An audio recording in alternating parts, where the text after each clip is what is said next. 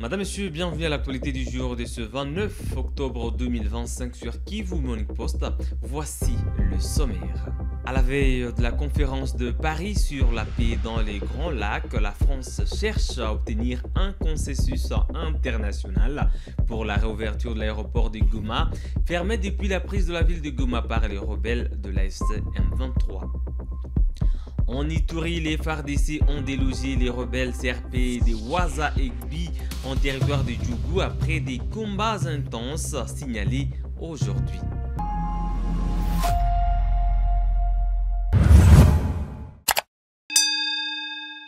À la veille de la conférence de Paris sur la paix et la prospérité dans la région des Grands Lacs, prévue ce jeudi 30 octobre 2025, la France tente d'obtenir un consensus international sur la réouverture de l'aéroport de Goma, fermé depuis la prise de la ville par les rebelles de l'F-123 fin janvier dernier. Organisé par la France et coprésidé par le Togo, mandaté par l'Union africaine pour la médiation régionale, ces assises doivent aussi permettre une relance de la coopération humanitaire et financière dans un contexte de forte réduction des aides internationales. La situation humanitaire dans l'est de la République démocratique du Congo se dégrade et l'inaccessibilité de Goma aggrave encore la crise. L'aéroport de Goma est un pivot essentiel pour l'entrée de l'aide humanitaire au Nord Kivu et dans toute la région, a expliqué Jérémy Robert, conseiller Afrique du président Emmanuel Macron lors d'un point de presse à Paris mardi 28 octobre. L'objectif n'est pas d'annoncer une réouverture immédiate, mais de dégager une méthode et des garanties de sécurité pour y parvenir, a-t-il ajouté, évoquant un consensus à construire entre États et acteurs humanitaires.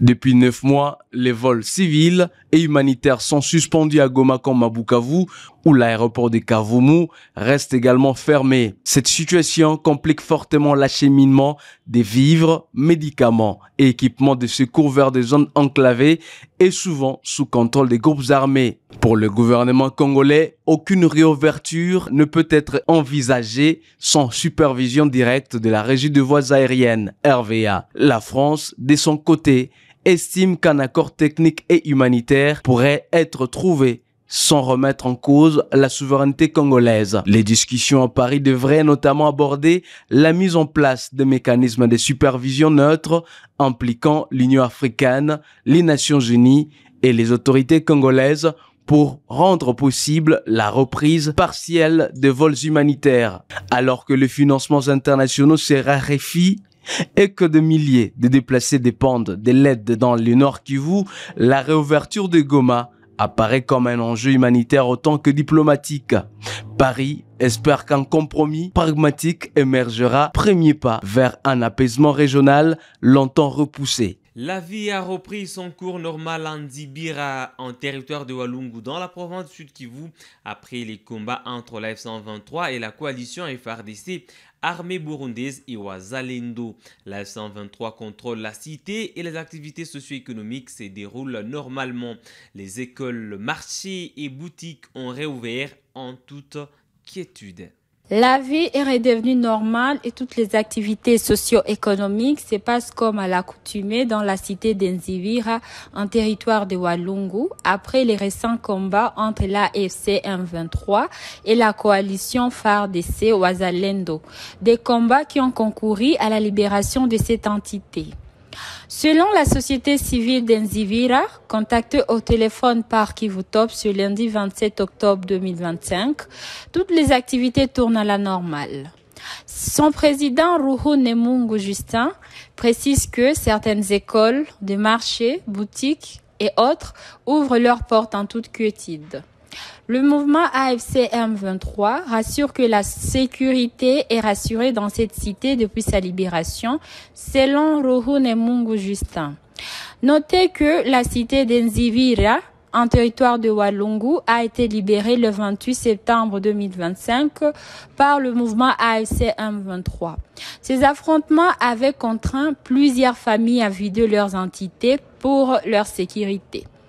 Ces dernières, qui avaient trouvé refuge dans des villages voisins, avaient commencé à regagner leur ménage après le contrôle total de la situation par l'armée révolutionnaire.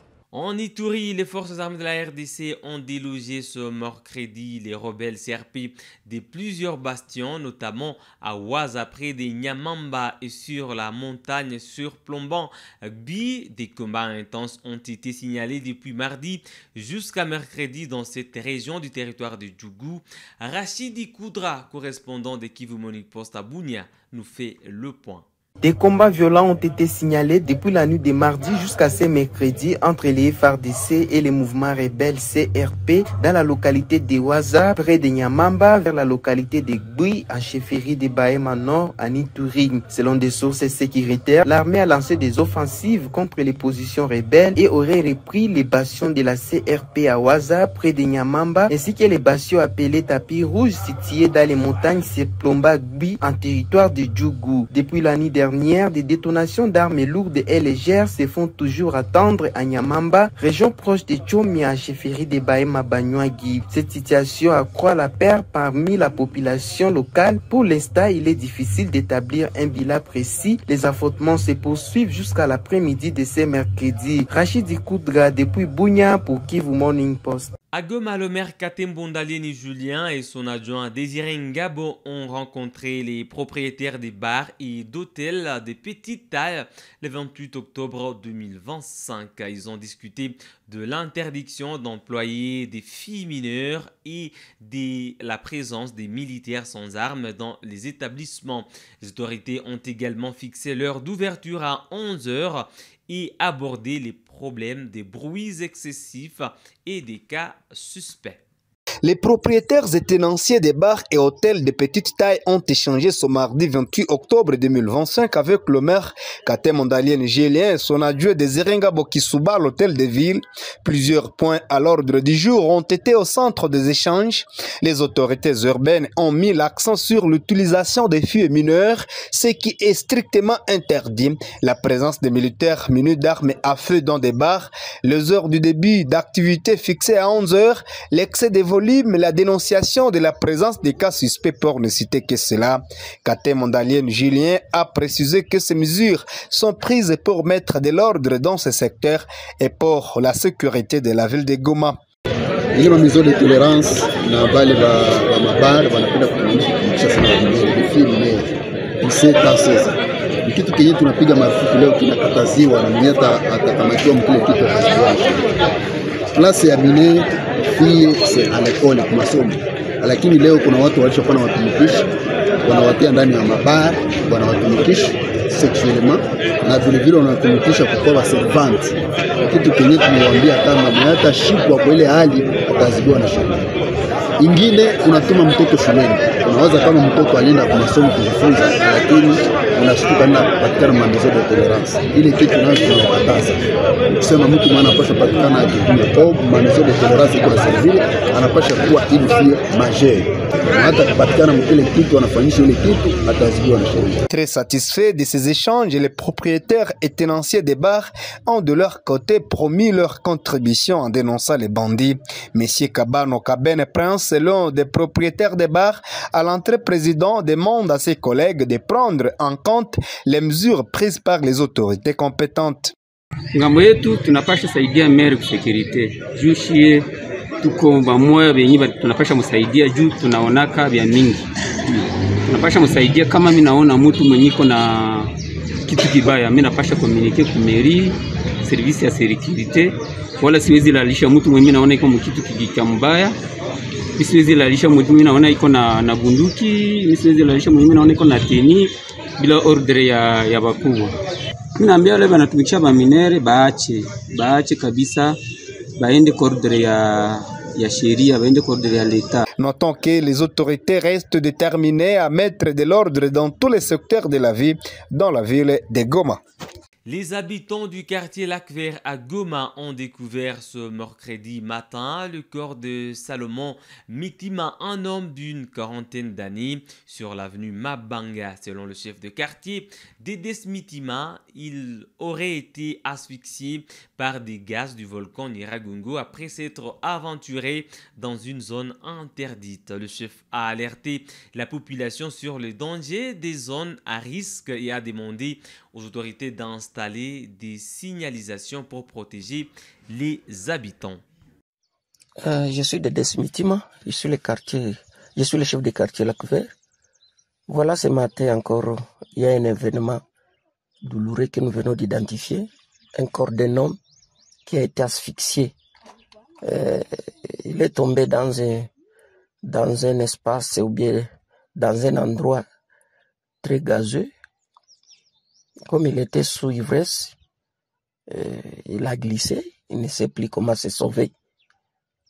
Donc c'est une interpellation pour la population. Ils savent bien que Lac-Vert, il y a de Mazoukou au moins 80%. Il suffit que vous vous retrouvez dans un milieu là qui est très sensible, vous mettez votre vie en danger. Voilà un peu la situation de ce matin dans l'avenue Mabanga. Il y a beaucoup de zones très gazeuses. Je demande aussi auprès de l'hiérarchie d'aider quand même la population qui est en situation difficile. Surtout que ces espaces doivent être d'abord protégés. Il faut que ces espaces soient protégés.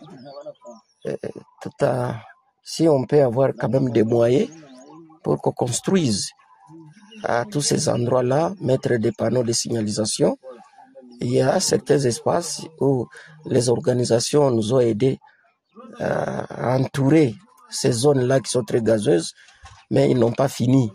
Donc il y a encore d'autres qui nécessitent aussi les moyens pour qu'on puisse aussi encercler cet espace. Ce qui m'a surpris est que les voisins de cet endroit, ils ont déjà déménagé.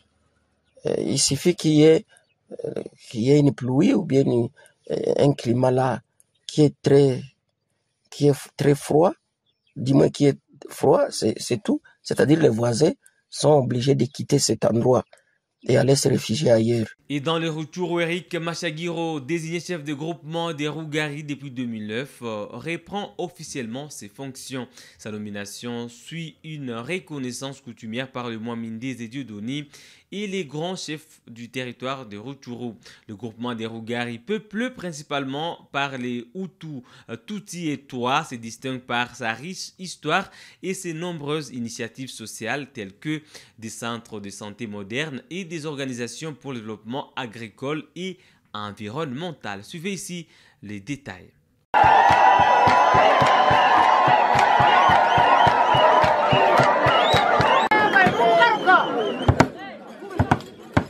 Eric Machagiro Ngoma vient de reprendre ses fonctions de chef de groupement des Rougari depuis ce mardi 28 octobre 2025. L'autorité coutumière a été installée par le Mwami de la chefferie de Bouicha, Patrick Ndeze, en présence de l'administrateur assistant du territoire de Rutshuru, Dr Bolingo Salomon. Devant une foule enthousiaste, venue lui rendre un accueil chaleureux et écouter son message, le chef de groupement des Rougari a promis de concentrer son action sur la sécurité, la pacification et le développement de cette partie de la chefferie de Bouicha.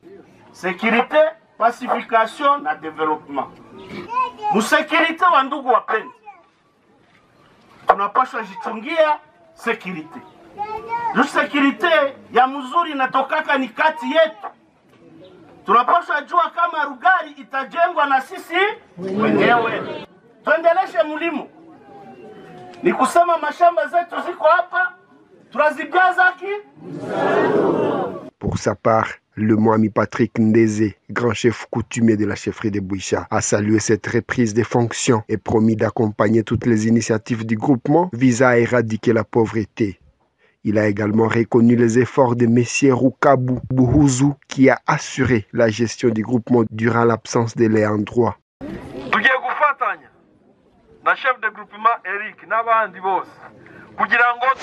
Nous allons travailler ensemble avec les chefs de groupement et tous les habitants afin de lutter contre la pauvreté.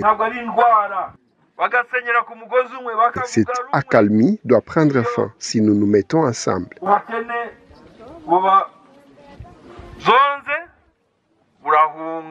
De son côté, Dr Bolingo Salomon, administrateur assistant du territoire de Rutshuru, a rappelé que la sécurité demeure la priorité des priorités. Il a, dans le même élan, encouragé les jeunes à s'enrôler massivement dans l'armée révolutionnaire congolaise, ARC de la FM23, afin de contribuer à la stabilité de la région. Hari ikintu cyiza chef de groupement yavuze ngo aravuga kuri sécurité, avuga kuri pacification, avuga kuri développement. Le chef de groupement a mis l'accent sur la sécurité, la pacification et le développement. Mais la sécurité est la priorité des priorités.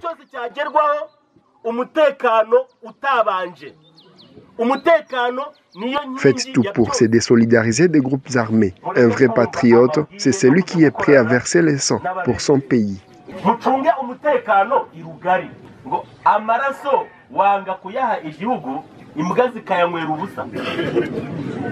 Les habitants de Rugari ont accueilli avec enthousiasme cette cérémonie qu'ils disent avoir attendue avec impatience. Pour eux, cette installation symbolique est un nouveau départ pour les groupements longtemps confrontés à l'insécurité et à plusieurs défis de gouvernance locale. Michel Kaloa, président national de l'association socioculturelle SAMPA, a qualifié d'humiliante la décision de la vice-primature de l'intérieur des rétrogradés Patrick Kafwimbi au poste de maire adjoint à Lubumbashi au profit d'un non-originaire. L'association demande l'annulation de cette mesure par le président de la République. Sinon, elle réclame la démission de Kafwimbi de son nouveau poste. Sempia Walema Sempia Walema Umuya Musunga Tafika Minwe Mweni Takanye Munani. Message d'indignation de l'association socioculturelle Sempia. L'association socioculturelle Sempia dénonce la décision du vice-premier ministre, ministre de l'Intérieur et décentralisation, dégradant M.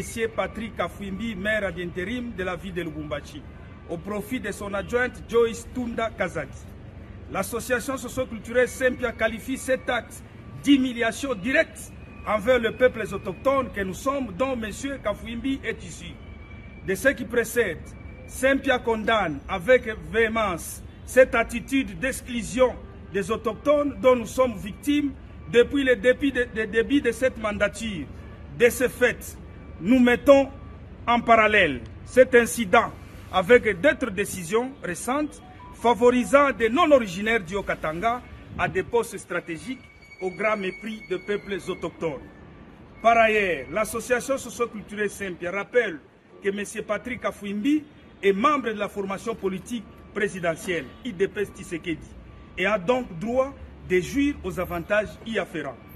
Excellence, Monsieur le Président de la République, en cas de la non-réparation de ces préjudices, nous demandons solennellement à M. Kafwimbi de présenter sa démission pour préserver son honneur et celle de sa communauté en tant que propriétaire terrien de l'espace Haut-Katanga.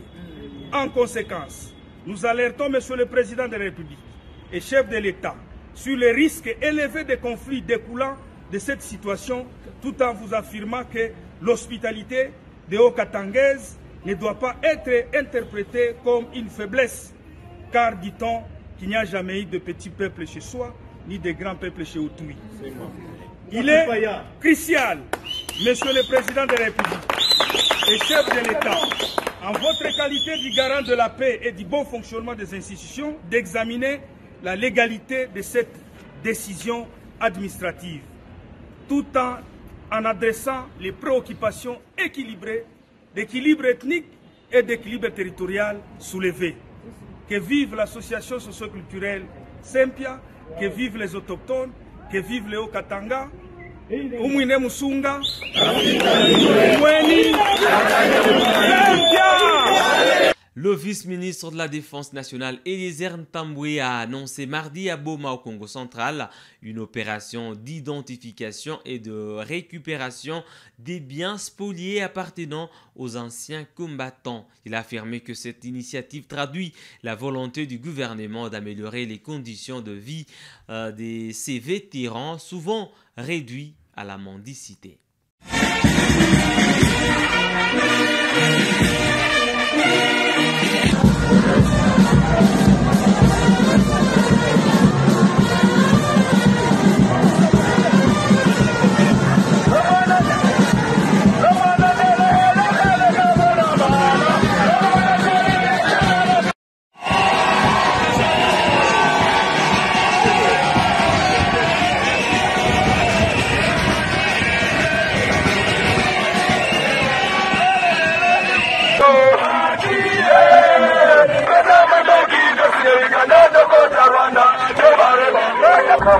eloko ya yambo tosengi kantina na biso ezalaki awa tosengi ofungwela biso yango na bolingo na yo ya papa social baretraite ebele toza na bango awa na ville de Boma bafandi na baka militaire lelo bafandi na baka ya bamilitaire ti lelo bazwaka lifuti na bango te ya sortie du camp bango tosengi osalela biso centre de santé awa na ville na biso ya Boma soki ancien combattant awa na Boma akufi honneur ezalaka te lokula mutu asalela leta te akungamaka kaka lokula civil moko boye honneur eza te yango tosengi na yo son excellence monsieur le ministre délégué aux anciens combattants osalela biso makambo manso oyo tozosenga epai na yo omemela biso yango na commandant suprême ya forces armées congolaises po tozala lokula porte parole na biso na basouffrance oyo tozali komona awa na Boma.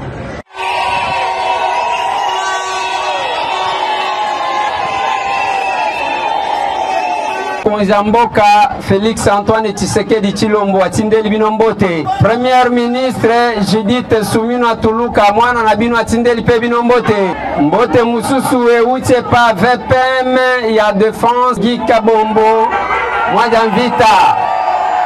Na lignina ebisa bino. Soki chef de l'État a nommé biso, c'est parce qu'azana souci ya keboza la malamu ezabo ete. Eza normal te mutu abundela mboka akoma maintien akoma clochard ezabo te yango tozali kobunda ya liboso il faut to récupérer biloko nyonso ya ancien combattant batu bayiba ezabo te ndenge tozabo na Boma toko identifier eloko nyonso ya ancien combattant ata soki mutu nini asomba yango azwa yango il faut boyeba ke tokobotola yango ezabo te o bolobi ya lotissement na solola kina gouverneur à province tokosala tout pour que tozwa lotissement ndenge bosengi pour que bakatela bino mapango ezabo ete likambo ya cantine populaire na solola ki na général Kasongo ya service national na Kinshasa tosolola ki na ye ya ke tozala na cantine populaire pour na ancien combattant ezabo ete o bolobi ya soins médicaux tozana ba démarche ya ke mutu akokufa te oyo abundela ekolo parce que azangi kozwa ba soins médicaux.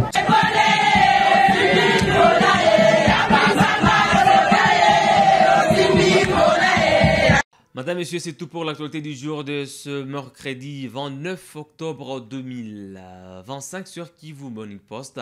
Merci à vous de l'avoir suivi du début à la fin. N'oubliez pas de vous abonner à Kivu Morning Post si vous êtes nouveau ou si vous ne l'avez pas encore fait. Il suffit de cliquer sur s'abonner, activer la cloche des notifications pour rester au parfum de l'actualité en RDC avec un accent particulier sur la situation qui prévaut dans l'est du pays. On se fixe un nouveau rendez-vous d'actualité. À très bientôt.